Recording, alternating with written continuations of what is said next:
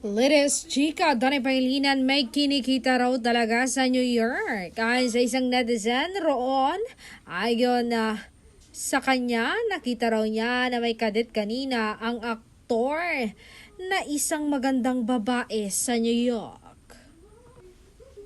At ang nakakagulat, pinangalanan na niya ang dalaga. Kilala raw ito sa Pilipinas. Sila'y tumatakas sa mata ng publiko at ng mga marites. Aking ikinagulat, ang pangalan niya pala ay Bel Mariano, ang ating Ninja Girl.